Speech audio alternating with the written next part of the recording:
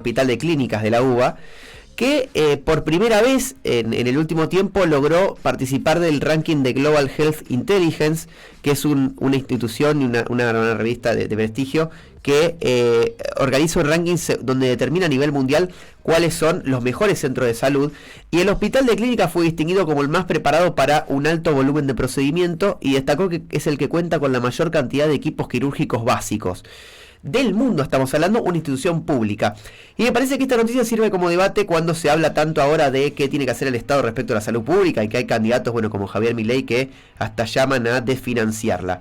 Nosotros queremos hablar brevemente, porque sabemos que está en una agenda muy apretada, con el director del Hospital de Clínicas de la UBA, Marcelo Melo, el doctor Marcelo Melo, que lo tenemos conectado para un poco destacar esto y hablar obviamente de la importancia que tiene el Hospital de Clínicas y la salud pública en general. Doctor, buen día, muchas gracias por atendernos. Mateo Lascano y aquí Natalia Sarli, los saludamos en Radio Ensamble. Mateo, Natalia, ¿qué tal? ¿Cómo le va? Todo bien, muchas gracias por darnos su tiempo para hablar con nosotros. Bueno, doctor, quiero preguntarle primero por lo positivo, por esto que sin dudas es tan importante. Aparece el hospital destacado a nivel mundial por estos dos criterios, ¿no? ¿Qué significa para ustedes?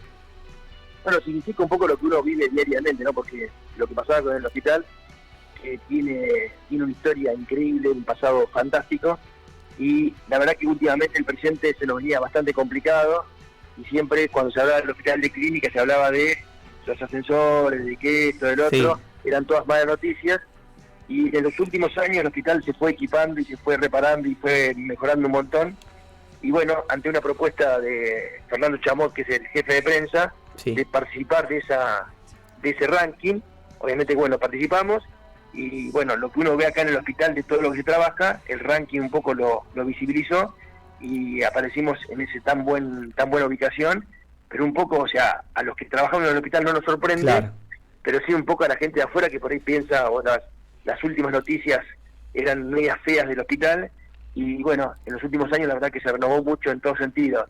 Siempre se habla del material humano, que la verdad que siempre fue excelente, pero tuvimos crisis en la parte edilicia, en la parte tecnológica, y bueno, ahora estamos por suerte remontando.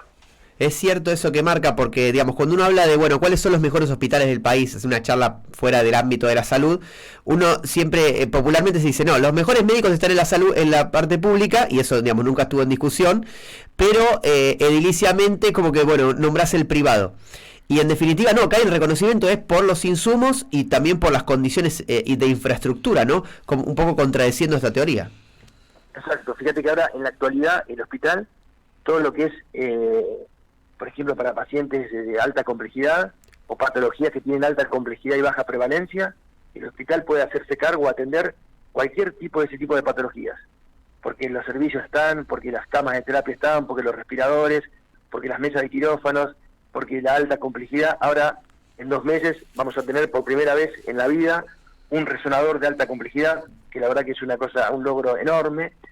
Así que son todas buenas noticias para lo que es el ámbito de la salud pública, acá del hospital, ¿no? Claro.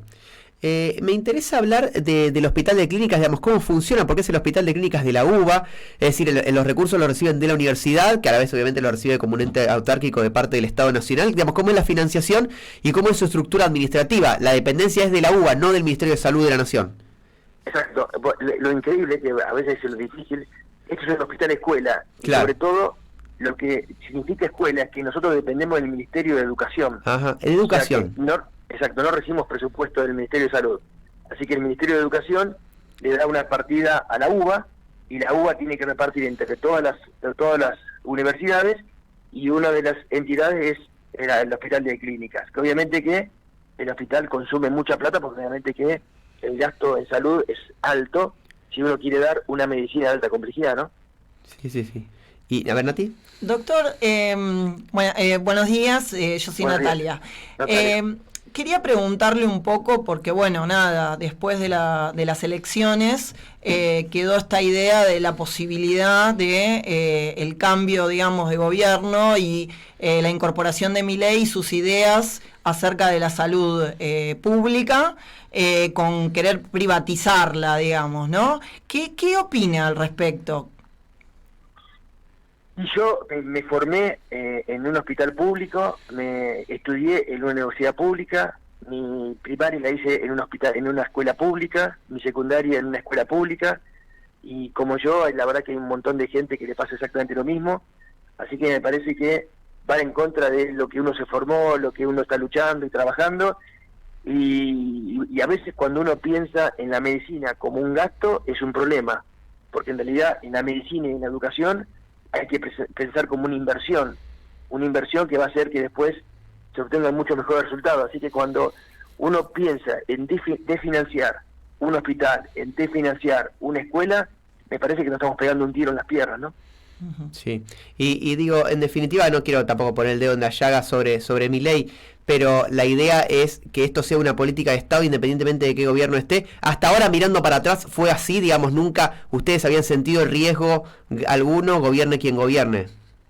No, ya hubo otras situaciones críticas en su momento, cuando te acordás que en el poco tiempo que estuvo la alianza, sí, hubo ese descuento de financiación de la parte de educación, que eso se resintió mucho en la facultad, y la verdad que eso va en contra. También esto de pensar que en la universidad también tiene que ser paga, que también, o sea, va en contra de la mayoría de la población, porque si una persona que no tiene recursos quiere tratar de salir de su situación y mejorar, se hace en base a la educación. Y para una persona sin recursos, educarse es muy difícil, y lo vemos porque en el hospital recibimos gente de diferentes países, de Ecuador, de Brasil, de Paraguay, de Chile, donde la verdad que se les complica mucho estudiar y lo tienen que venir a hacer acá, y la verdad que eso es una diferencia abismal. Claro, es un hito de la parte de la Argentina, ¿no? La salud pública. Ustedes que deben tener contacto con colegas de otros países, ahí nos habla de los estudiantes, pero digamos, con colegas también, ¿le destacan esto de la salud pública argentina, sobre todo que sea de calidad? Obvio, claro, porque en realidad no es que la atención de los primeros auxilios, sí, es la atención completa de patologías 100% complejas, que de otra manera son casi imposibles de encarar en el ámbito privado si uno no tiene una buena cobertura. Es casi imposible. Por eso que a veces cuando tienen todas esas propuestas que son tan fácil en una planilla, decir, bueno, gasto tanto plata acá, si te saco el 50% me ahorré plata, bueno, ahí es cuando piensan que la salud pública es un gasto y no es una inversión, o que la educación pública es un gasto y no es una inversión. Y después también las mismas personas esas que dicen eso, después dicen que lo importante es la educación, o que lo importante es la salud. Pero viste, a veces se contradicen lo que dicen por un lado, después lo niegan por el otro. Claro. Las últimas dos van, doctor. Sí. No sé, Nati, igual si tenés una más, pero ya vamos cerrando. Lo primero, volviendo al Hospital de Clínicas, ¿cuántos y cuántas estudiantes de medicina, entiendo que son los que se forman allí en el hospital? No sé, si querés hacer un parámetro diario, anual, para tener una idea de cuántos pasan por allí. Más o menos por día pasarán 2.000, 3.000 alumnos. Tremendo. Pero el 70-80% de la gente que se estudia en la UBA, la mayoría pasa por acá, por el Hospital de Clínicas. Y es más, y después todos los que se forman acá en el Hospital de Clínicas, que son médicos que todo el mundo es contento, o diferentes especialidades, son después los que van nutriendo los diferentes centros privados que agarran mano de obra formado en la educación pública, en el hospital público, y después son referentes en hospitales sonatorios privados. Claro. Entonces decís, bueno, toda esa gente que se formó, obviamente, después el beneficio mayor lo va a tener esa entidad privada, pero la formación de esa persona se hizo y se logró con una parte pública, ¿no? Exacto, no lo hubiesen podido hacer a través de ¿Viste que a veces cuando dicen que los futbolistas, que un futbolista se formó en un club y tiene ese derecho de formación, y después cuando el futbolista es bueno y pasó todas las diferentes obstáculos que tiene un futbolista, hasta que de 1000 sale uno que es muy bueno, pero cuando ese bueno debuta en el club que lo formó, automáticamente se lo compran, y después el beneficio de la parte activa de ese jugador lo va a gozar otro club con mucho más plata y no el club que lo formó. Sí. Bueno, es lo mismo, exactamente lo mismo. Claro, qué interesante. Somos formadores de profesionales de salud, que no está mal porque es una escuela, la escuela se tiene que formar para eso. Profesionales, pero obviamente que después no podés criticar a la escuela que forma, o sea, o ir en contra de eso. En medio es como decir, son cosas que es la misma opinión, pero tiene dos versiones, y una versión anula a la otra. Exactamente. Bueno, y la última entonces es hospital escuela, pero la gente puede atenderse, digamos, cuando se derivan allí pacientes, o solamente escuela. Esa es la última duda, perdón, del desconocimiento. Y hospital escuela asistencial, y para tener una buena medicina tenés que tener una muy buena medicina asistencial, así que pacientes sin cobertura, que es el mayor porcentaje, el 50%, después tenemos una gran cápita de PAMI, y después diferentes obras sociales.